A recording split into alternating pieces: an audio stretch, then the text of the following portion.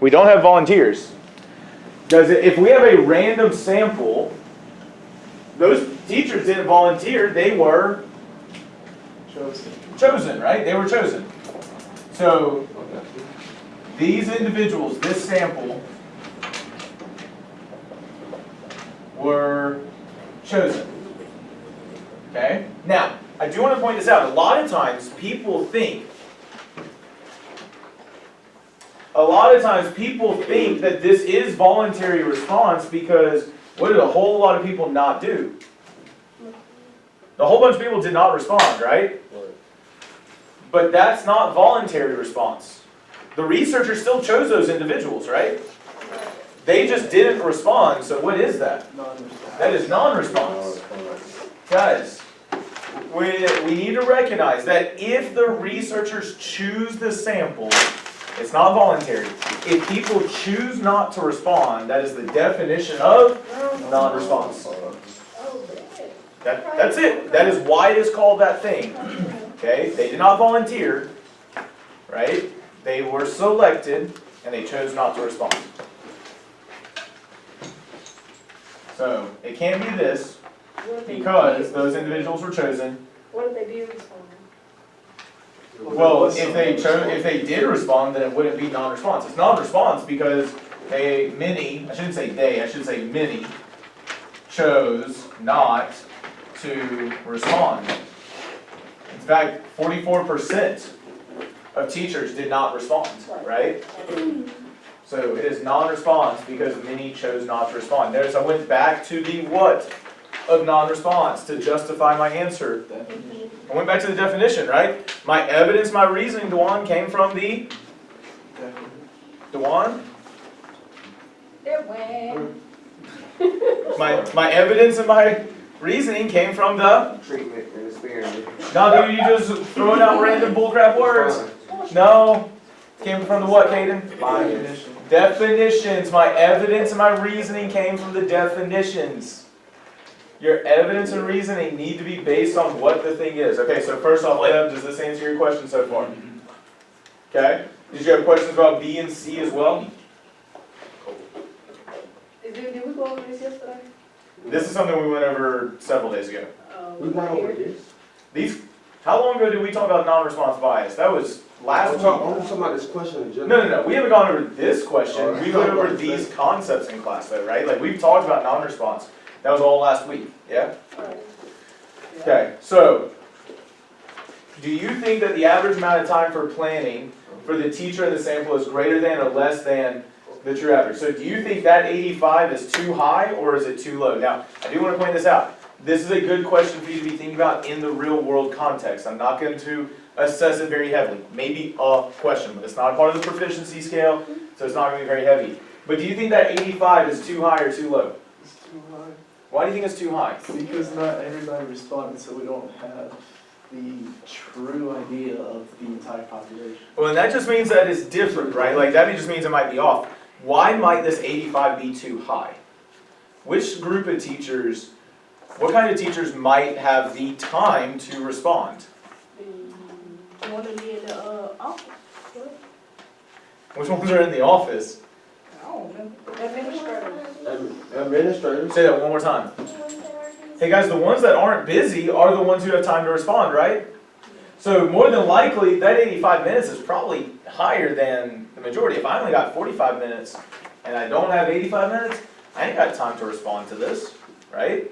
So that number is probably too high because those are the teachers that have extra time for planning. That's why they responded. The people who don't have as much time probably didn't have time to respond. So again, as I said, you don't have to know that skill very heavily because that really does take thinking. It really also just takes justification. You really honestly could have argued it either way, but I think for me, this most plainly is that 85 minutes is too high. The people who respond are the ones who have the time. Maybe they have 2 planning periods. So like they're on a period system and on do 2 planning periods. Maybe they're on a block, right, like we are, and so they have 95 minutes a day to do planning, so they have more time to respond, things like that. Okay. Now, C is something that we do need to heavily pay attention to. I need you to pay attention to this one. So one of the administrators suggests a larger sample size. Would this reduce the bias in this problem. Now, first off, what was the bias here? Non-response. Non-response, right? So if I go from 100 teachers to 1,000 teachers, what am I still gonna have an issue with? I'm still gonna have a non-response, right? Increasing the sample size does not reduce bias. I need you to hear me clearly on that. Okay? Increasing sample size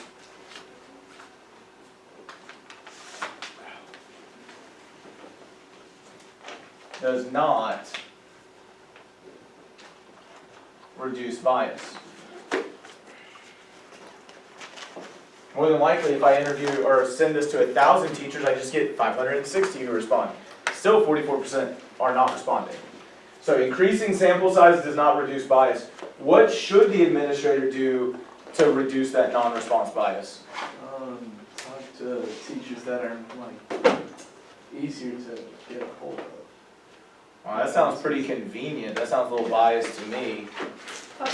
Oh, say your question. So- What should the administrators do? So like, increasing this larger sample size will not reduce the bias, right? What should or what could the administrators do to reduce that bias where people are not responding? Give them more time. Tell them when they Give them more time, maybe, but what else could they do during that time to help reduce the non-response? Could they go talk to them in person? Would that get those teachers to respond more likely? Yeah. Okay?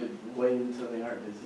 Okay, they could wait till they're not busy, but I will say this, like, if I forgot to do something and my administrator comes in and goes, hey, Mr. Kinney, have you done that survey yet? And I'm like, crap, I need to go do that right here and right now, right? That's gonna make me respond, that's gonna reduce the non-response. They could also just send a follow-up email, right? Like, they don't have to go in person because administrators are also busy. But if they send me a follow-up email, a second email, and they go, oh, no, I forgot to do this, that would probably get me to respond as well, right? So, if the issue is non-response, go reach back out to those people again. I want to know from those people who I selected in the first place. Because it was a random sample, right? So it should have reduced bias, but then we have that issue of non-response, okay? Does that answer questions there? That makes sense? Okay. So the biggest priority I will say is this. I need you to be able to recognize the type of bias that's there. And I do want you to understand that increasing sample size can't reduce bias. If it's biased sampling method and I get more data, I just have more bias because I've increased the sample size with the same type of bias. Okay. Ask the question. Say again? If somebody asked the question, like, I don't know. How do you do number two? No, on no, types of no, I don't bias? need no more, I don't need no more. You good now? Yeah. Okay. Cool. Thank you for pointing that out because I completely missed that. Okay. Anybody ask questions? Nobody? Didn't you have a second one you're gonna do? Yeah. You're a good person. While I was trying to think about that, let's look at the agenda for the rest of today. So, I'm going to do this recap, and I need us to remember this. What have we been studying so far in this unit? Observational studies versus experiment. Okay, so we've been doing observational studies, and we introduced experiments, and we've got to remember, in an experiment, what's our whole goal, Amari? Or Dewan, if he wants to help us out. Big Dewan. Amari, do you remember what our goal of an observation, or an experiment is? Okay, so we got to learn this, guys. If you're studying these different types of studies, you got to start with the goals. You got to know what the goal is, and then what can cause problems and how to reduce it. But come on, Kinley, what's the goal of an experiment? A treatment. First off, you're just shouting out words. Second off, when did your name become Kinley? It's going on YouTube, so I got YouTube app. Oh, because so I just need recording here every day so that if I need to go, hey coach. No, you don't need me to talk to coach? You don't want it on video? I don't know what you're talking about. Oh, okay. Kinley, what's the goal of hold on one second, of an experiment? How do you do this? We do want to use treatments. What are we going to do with our... So we're Is it going inference? to... What are we going to do? We're going to Compare. compare what? The What? causation. Never said contrast. Compare Causation. two or more treatments. What? For what purpose though? What are we going to compare those two treatments to? Determine the cause of the fad. To determine cause and effect between what? It's between the explanatory and the response. Hey, Lauren, did you hear someone else saying that? Nope, already? I ain't hear him. Oh. No, you won't. No. Response variables. Now here's the thing, and here's what we need to remember. Okay? So, we want to know about cause and effect between the explanatory and the response variables, but what can cause a problem in terms of that cause and effect, and not really understanding cause and effect, or not applying. I will be giving you opportunities to show understanding on assessments, even once we get past this unit, and so there will be questions from this unit on assessments. We won't be reteaching it. I might do like some bell ringers associated with this unit, but that's about it. Will we have more practice before our DYU? Yes. So I will definitely make sure that I have the check your understandings printed out, hopefully today. I might start the copies and then have Mr. Anderson go grab them when they're done, or stay down there while they're going. So one of us will be in here at all times. I think that's it. Yes, Rihanna. So after we take our test Tuesday, that's when we actually gonna, I won't say I start doing math, but, You'll be doing more traditional math, yes, like algebra. cause I didn't have a question until you started explaining that. Yeah. So, yeah, we'll be doing more traditional algebra. We'll be starting with linear and exponential functions. We'll actually talk about arithmetic and geometric sequences, which are the foundations of linear and exponential functions. We'll be talking about functions, x-intercepts, y-intercepts, domain, range. Hopefully all of that sounds familiar. Okay. So that's our first algebra unit. Okay, so today we're going to be focusing on how to reduce confounding. We're going to get into proper inferences and then a DYU on experimental design tomorrow. Now, within that DYU on experimental design, you will also have questions that tie into observational studies. Because here's the thing, I don't want you going in just studying for experimental design. I want you understanding the differences between the two and maintaining. What I have found in the past is, when I do a DYU for the first half of the unit and then a DYU just for the second half of the unit, by the time we get to the test, we've completely forgotten the first half of the unit. And I don't want that. So I need you studying, I need you looking back over your practice. So this DYU will have stuff about categorical versus quantitative variables. It will have statistical versus non-statistical questions. It will have stuff about bias and different types of sampling methods, etc. So make sure you're paying attention to those conversations. When I review these things and recap these things, it's not for my sake, it's for yours. So don't zone out, make sure you're engaging in these conversations, making notes of anything that you're like, ooh, I need to remember that. Okay? So we're going to be getting into what's wrong with these experiments, which I just realized we made copies of today. Mr. Anderson, can you pass, where did I put them? I actually don't know. I'll put it right here. Oh, that's a psychology thing. That was Can you pass one of these out to everybody? Yep. Okay. So y'all did not get this yesterday. This is where we ended yesterday and kind of really talking about experiments. Okay. But today we're going to talk, and let's actually remind ourselves of this. What's the goal of an experiment? Treatment. We're going to use treatments, but that's not the goal. Why are we using treatments? Causation. So we're going to compare treatments to make an inference about what again? The population. Be careful, not population. Causation. Remember, what's the population all about? What study is a population all about? Not an experiment, but an observational study. You got to remember that, guys. In an experiment, we compare treatments to make an inference about causation. By the way, between what? Causation between what? Say again. So the causation is not between the confounding variables. Confounding variables, remember, are the problem. What's the other two variables that we're trying to find causation between?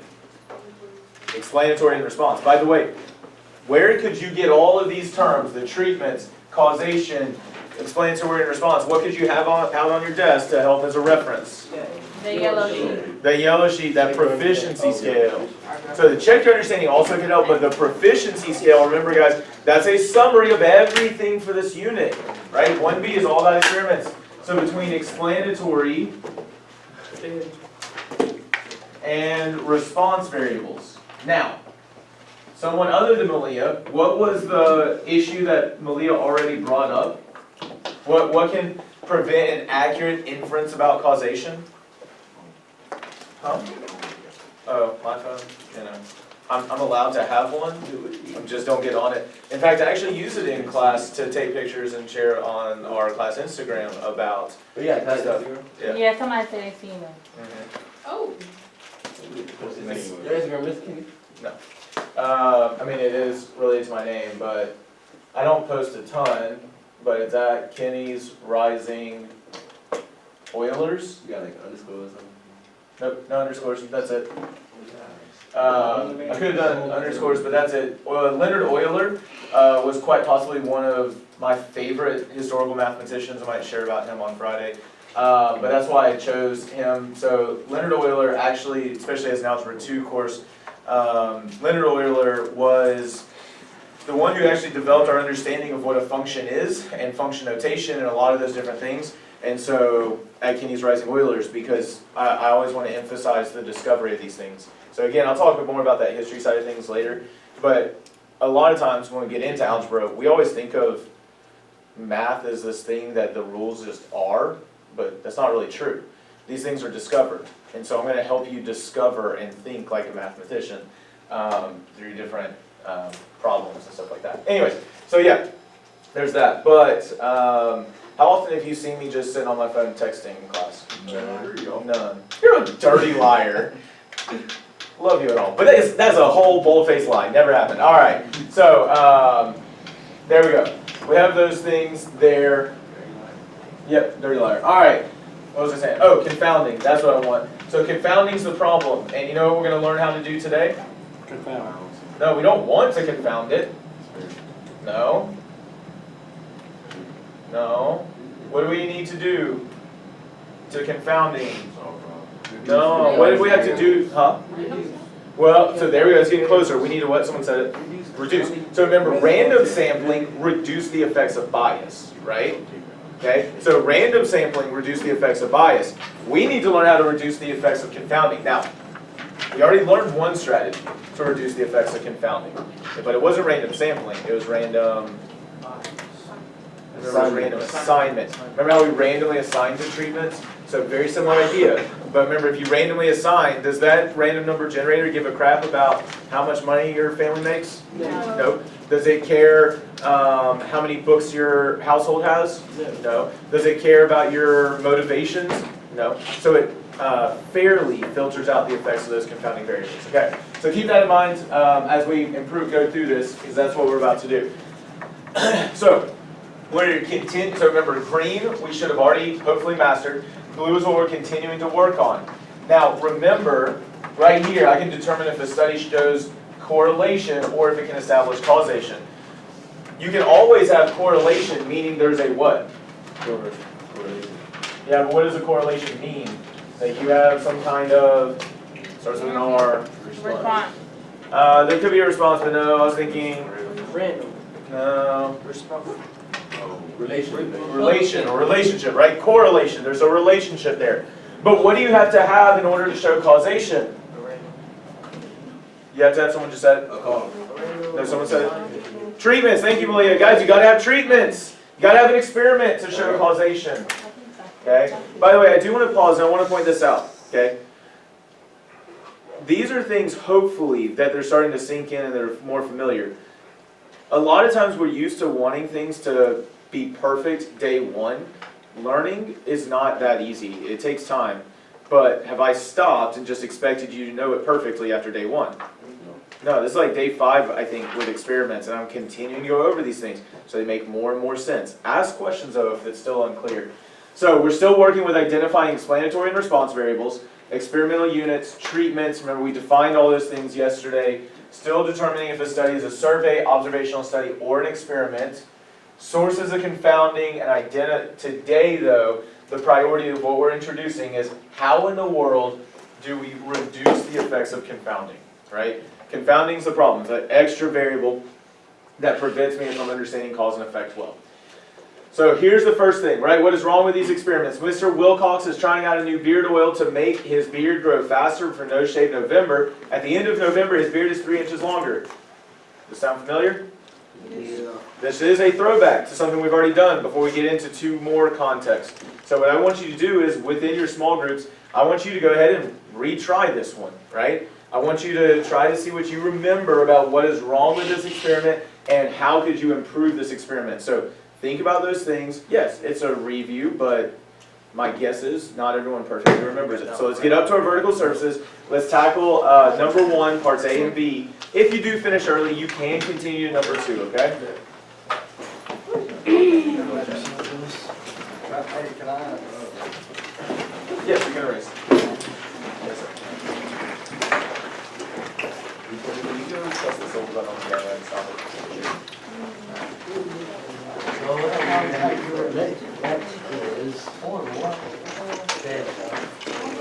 Field. All right, so I need us all walking this way. I'm going to right here for a second. So look, part A asks the question. Excuse me. Hey, listen. Okay, first off, the context. The track coach decided to offer the track. Is that right, pardon? Decided to offer the track athletes 2 options for daily workouts: a rigorous strength building workout or a relaxed workout of mostly stretching. After 2 months, the athletes that chose the strength building workout were 11% faster, while the relaxed workout group was only 3% faster. Okay, so was there a relationship between the strength workout and increasing your speed? Yes. Yes, there was a correlation there, right? But what did this group do a really good job of addressing? What? With the confounding. The confounding, right? So how fast the athletes were before the strength building workout could be a confound. Now they still improved, but is it possible that maybe all the fast people or the fastest people chose the strength building workout? So do we know if it was because they were already fast or if it was because they did that strength building workout? Well, we don't know. We don't know, right? That's the whole idea of confounding. Are there any other potentially confounding variables that we could have talked about here? No. We don't know if they got motivation. Okay, motivation levels, right? So, in general, someone who's more motivated, do you think they're going to take the stretching workout or are they going to take the strength workout? The strength workout more likely, right? Someone who's more motivated probably takes that strength workout, Parker, Yes. while we're not playing around with pieces of chalk and focusing on our learning. Okay, so motivation level could definitely be a confounding variable. So I need to pull in what we have over here, right? He should put them in equal groups, right? So this is the issue of confounding, right? The athletes who decided to do the strength building workout had a higher advantage than the relaxed workout idea. But again, that's dealing with confounding, and we're keeping our hands to ourselves, Walter, because we're not in middle school, we're in juniors in high school. Thank you. All right, so we are dealing with this issue of confounding. But what could he have done? He could have made equal groups. Let's talk about that, though. What do we mean by equal groups? Parker, holy crap.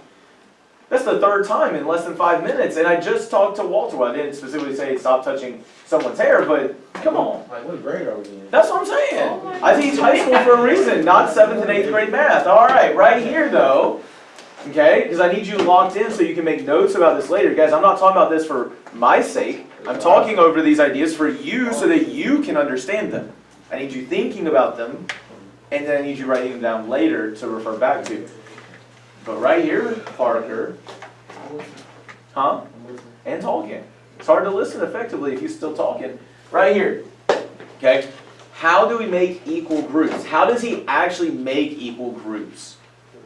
Like what they say, they can use a random We didn't generator. have. Oh, he could use a random number generator. Guys, if he uses a random number generator, does that computer, does that calculator give a crap what their initial speed was? No. Does it care about their motivation? No. So when we say equal groups, we're going to use random assignment. That's what we should have been thinking about. Random assignment of treatments. And I wouldn't say equal groups, because they can't be perfectly equal. But random assignment of treatments to create balanced groups. Okay? We're trying to create balanced groups. If I use a random number generator, am I going to have roughly half of the motivated kids in the strength building workout and half in the chill stretching? Yes. Yeah. If I use a random number generator, am I going to have roughly half or a balance of the fast kids in the strength building and the half the fast kids in the chill stretching workout? And same with slow and slow? So when we are talking about treatments, like we've got to compare treatments. That's what question 1 was all about. Question 2 is all about this idea of what do we have to do? We have to have random assignment to create balanced groups. So I think that also ties into C. What does C ask? What is the benefit of using random assignment? What does it do? It makes those groups what? Random. And yes, it makes them random, so it makes them balanced, right? Okay, so I'm going to go ahead and address C right here. So balanced. So C, when I say balanced, I mean balanced. Let me squat down so you may have to come over here later, but balanced in respect to what kind of variable or variables? Come on, what are we trying to balance out? The confounding variables. There we go. Okay, so that's what we need to recognize. Now, I'm not going to heavily test you on, or really I haven't decided if I'm going to assess you at all on question B, but how would we do the random assignment? When we did Crazy in Love, what was kind of the first thing with the random sample? What did we have to do with each of the words? Well, we actually didn't do it, but it was already done for us. We had to assign them a number, right? So if we're going to do random assignment for B, we have to label all, how many athletes was it? 120. Okay, so label all 120 athletes with a unique number. Now what are we going to have to do to randomly assign?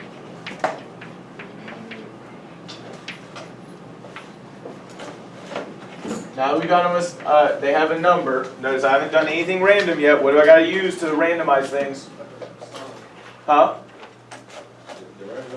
I got to use a random number generator. So I'm going to abbreviate that, but use a random number generator to generate, how many numbers do you think? 120. No, do like. I only need, well, I only need 60. You go half and Half and half. It's half and half, right? How many treatments do we have, guys? We have two treatments, right? The stretching and the stretching was the lazy one, and the strength one, right? Okay.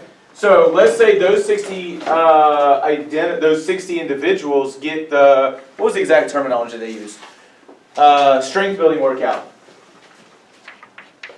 Those 60 get strength building. What do the other 60 get? The stretching. And rest get stretching. So notice, this is how we would randomly assign. It's very similar to randomly sample. But in a random sample, I generate, say 5 or 10 unique numbers, and I select or sample those individuals. Here, what do? We assign to what? What are we calling the strength building and the stretching again? Those are the treatments, right? By the way, in the context of this problem, what's the explanatory variable? So remember, these are my treatments. Those are the values of the explanatory variable. So what is the explanatory variable? It's a type of something. It's a type of workout. Aren't those the two different types of workout? So explanatory variable would be the type of workout. What's the response variable to the type of workout? Huh? Look at the problem again. Everyone should have a copy of this. Look on with a friend near you if you need to. Oh, how fast they got. Isn't how fast they got responding to what treatment they had? So again, this is why I'm going over these to recap. Remember, what was responding to my explanatory? Okay, so please take some notes about A, B, and C on your sheet of paper. Then we'll go to number 3, okay? So A, B, and C. Right here. So they had the A, I didn't write it. But remember, what was the issue? They needed random assignment. What's wrong with this assignment? Well, really, they didn't have treatment. They didn't assign treatments. A, the problem was they did not assign treatments. They needed to randomly assign at the end of the day. Well, we're going to continue writing soon, so I would hold off until towards the end of class. I got this. Yeah, what is wrong? Well, so just in general, they didn't assign treatments, right? They let you choose. But ideally, we have random assignment. So just the fact they didn't assign treatments at all is the major problem, but we prefer random assignment.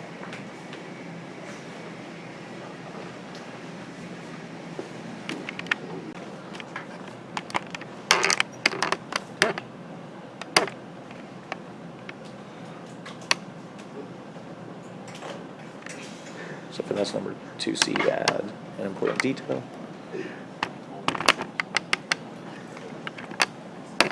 And this replication needed to be added to number 1. Really important idea. Just want to make sure it's zoomed in the right spot. Okay. Okay, so compare 2 plus treatments to determine cause and effect. So we need to, or let's just say researchers. If we're the researchers, then we. Researchers need to reduce what? Confounding, right? Yes. So what are the things we have learned that help us reduce confounding? There's 4 things. Compare, contrast, is So one of them. not compare and contrast, just let's start with what the one actually said. This is the first thing you have to do. You have to compare treatments. If you're not comparing treatments, you cannot determine cause and effect. That is the first and most important rule for determining cause You and won't effect. have no experiment. Correct. No treatments, no experiment. Okay? What if it's one treatment? Then you don't have an experiment, and you actually don't have a treatment. You can't do too much Mario. Okay, so we got to compare treatments. Number 2. Go for it. So when there's Let a me see the treatment, physics scale. does the amount of explanatory have to equal the amount of response? Or can it be Why? an uneven amount? Well, I will say this. We will focus on one explanatory variable, one response variable, but you can have multiple explanatory and multiple response. But can I have like multiple explanatory and just a few response? And just one response, sure. Alright. You just so remember, and so we actually talked about this when I talked about what is it? Plant growth. We talked about how water and sunlight can affect plant growth, right? And we talked about all the different treatments. Like we have 4 different hours of sunlight, so 8, 10, 12, and 16 hours of sunlight, and then have 4, 8, 12 milliliters of water each day. And then we do all the different combinations. But what's the only response? How much the plant grew. So yes, you can have more than one. You can have lots of explanatory variables. You just have to be intentional about how you assign those treatments. Okay, but we got to compare treatments. What else do we need? Confounding. What can we do with potential confounding variables that we are aware of? I think you said it earlier. That is actually one of them. That was not the one I was thinking of though. Don't forget, it's also on your proficiency scale. About that. Well, What was it? We can control. Good job, Phil. So when we say control, what do we mean by that? Keep it the same. Keep it the same. Keep it the same, right? So control, potentially, Keep it the same. confounding. How you know that the one? Cause I do experiments sometimes and Very sometimes. So keep the same. Remember earlier with the beard situation, we talked about how if he starts at different amounts of growth each month, that could affect results. So we said we're gonna keep it at 2 inches as a start each time. What was the other variable we controlled for? Oh, Bev, you talked about the amount of beard oil each day, right? Go on, I just said it. Boy, I hope I'm not you watch this. Ooh, I hope I'm not you watch this. So, Bev said the amount of beard oil each day could confound, so we decided to keep that all the same, right? I'll point this out, when we talk about the track athletes doing those workouts, right? Could gender or could sex, male versus female, be a potentially confounding variable? Yes. So if I they do a just experiment. look at women or females, that would give me a better understanding of cause and effect. If I just looked at males, that could give me a better understanding of cause and effect. So, Bev, earlier you were like, well, they're only looking at track athletes. Well, could non-track athletes be a confounding variable? If I only want to know about track athletes, I only want to use track athletes, Yes. right? Right. Race could also be a confounding variable, right? So I might need to look at just white sprinters, or just black sprinters, or just Hispanic sprinters to see if that changes things as well, right? So when we have those confounding variables that we know, we control them, we keep them the same. I look at just male black sprinters, or I look at just white female sprinters, or whatever. I Once you go black, control those you go potentially black. confounding variables. What's not? Oh, I thought you were saying something. Oh, no. She was. Were you saying something, but it doesn't need to be said completely out loud? Basically. Okay. Once you go black, He's you go recording. black. Sanaya. Number 3. Bless it. Okay, so what was the other one? Replication, right?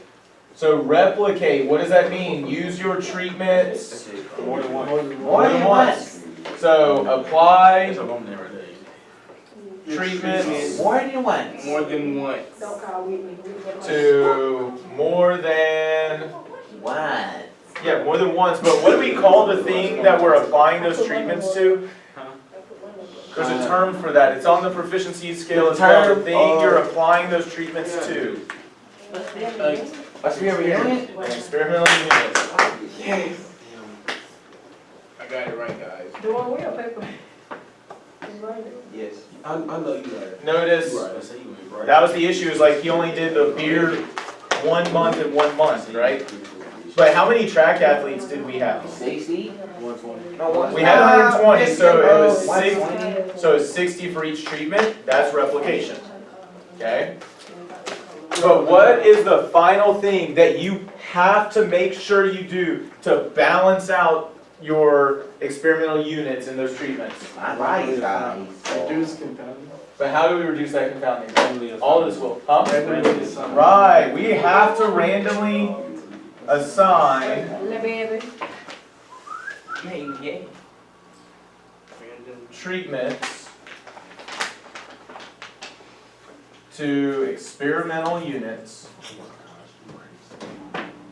Whoa, that's a lot It's of okay, work. man. That's a lot of work. You keep practicing on it, don't complain. You complain for a Randomly while. assign treatments to experimental units to Don't get exposed. You hear this, Coach Queenie, don't you? create You wasn't running anyway. I don't give up. We keep going. Keep pushing with time. Balance. I'll think about it. groups Door. in respect Leave. to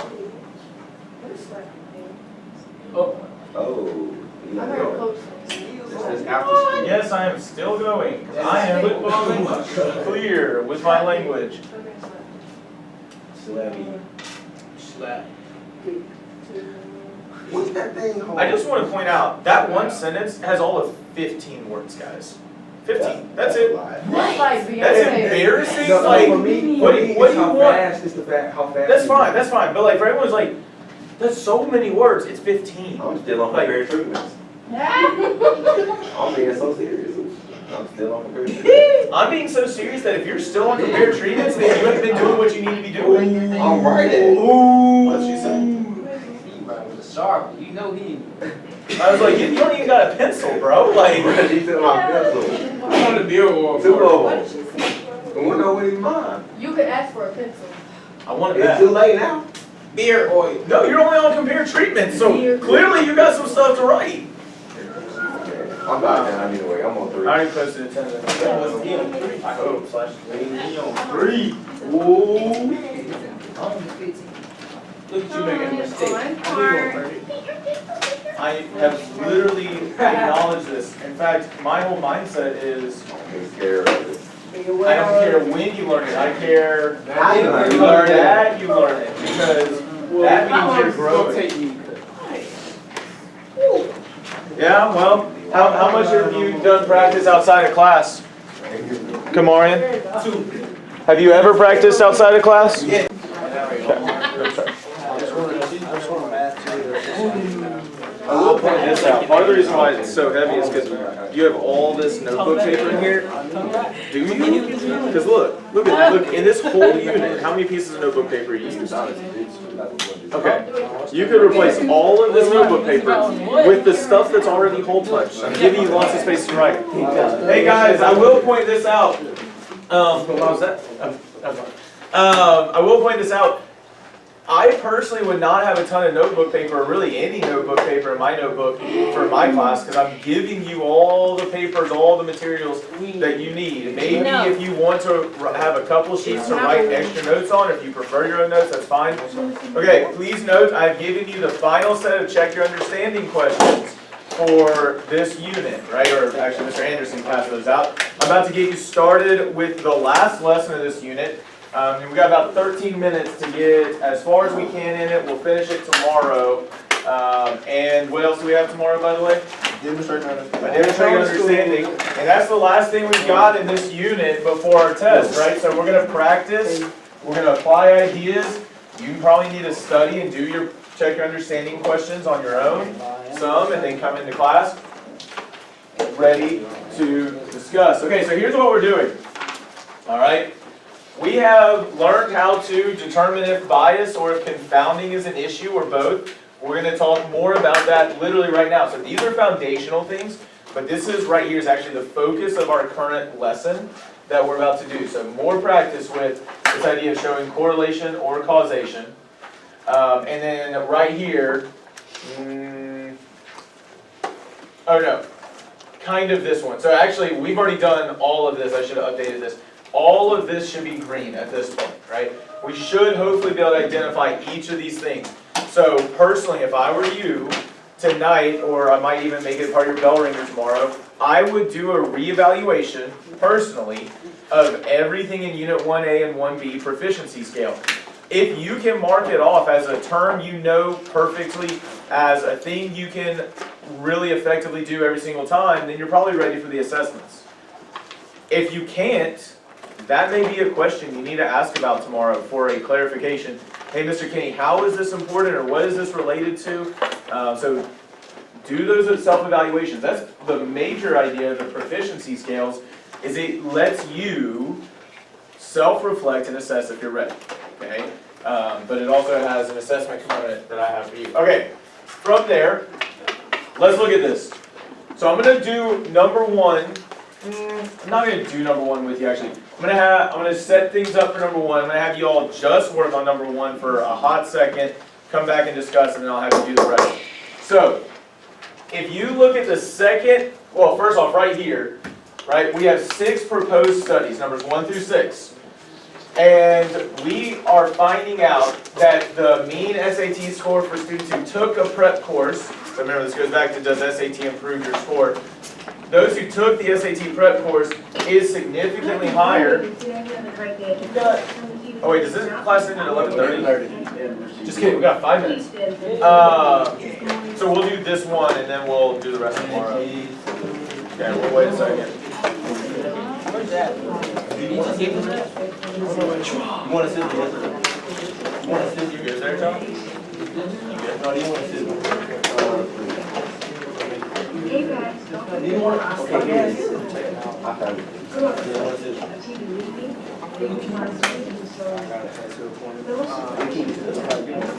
King gets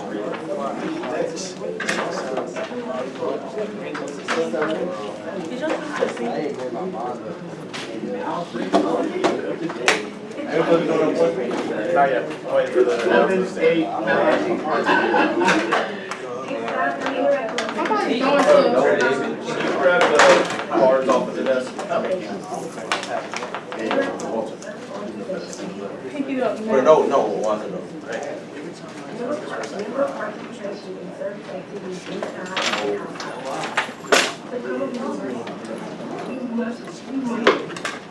You must have a minimum capacity as a operate your applications and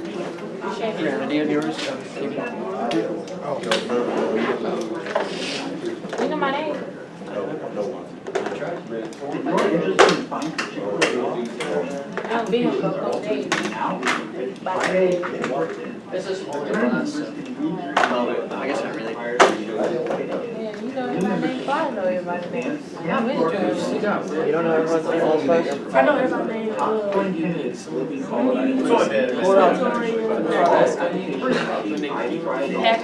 Ain't thinking like, We might want to go back. What's that name? We ain't gonna have enough time. Okay. Hey, I think they're almost done. Let's focus here though. So, listen, we got 6 proposed studies. We are trying to think about what conclusions could we make. And so, when we talk about conclusions, if you have an observational study and you reduced bias, what conclusion can you make?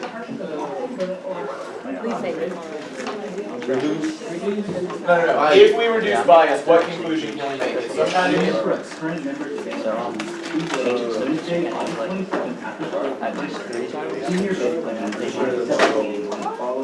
Hey Tom, eyes up here. Walter, eyes up here. Guys, this is the setup. To be successful tomorrow, I need you to pay attention to this. If you are reducing bias, what kind of inference can you make? Make sure you're interested. Random. Let's get ready to check, since you're on the map and details figures, you are Pat. Potential population. Population. The choice is yours. Hey guys, if we have reduced bias, I can make an inference about a population, right? If I have reduced confounding, what kind of inference can I make? Causation. Okay, so I can make an inference about causation. So let's look at number 1 here together quickly. If we get all the students in a senior-only class to participate in the study, and we ask them whether or not they took an SAT prep course, and we divide them into 2 groups based on their answer to this question, can I make an inference about the population? Yes, Why? because, population refers. Let me ask this, Dalton, what do you have to have in order to reduce bias? Random number generator. Yes, but what are we going to do with that random number generator for reducing bias? We're going to do a random, Assignment? remember, a random assignment is to, we randomly assign to, starts with a T, treatments. Randomly assigned to treatments, that doesn't reduce bias. What does that reduce? Sorry, that doesn't reduce confounding, that reduces, no. Sorry, I'm completely mixed up, hold up. Random assignment does not reduce bias, it reduces confounding. What can reduce confounding? Or what can reduce bias? Frick. Random sample, okay. Hey guys, do we have a random sample here? No. It doesn't tell us that, does it? No. So can I make an inference about the population? No. Do we reduce confounding? Yes. Where? Oh, no. Do they ever randomly assign? No, they don't say If they don't randomly assign, can I make an inference about causation? no. So tomorrow, when we come back, we're going to think about those inferences about causation and population. I'll be right there with you. Don't worry. I'll see y'all next Tuesday. I don't even want to be here. Hopefully. Mr. Anderson, can you take the 8s out of that and the aces out of that. Cool. Yo, it Are you won't gonna go be here in. tomorrow? No, only Mondays, Tuesdays. I got class today. Today is Wednesday. Do we know you? All right, thanks, sir. Uh-oh. Hope this was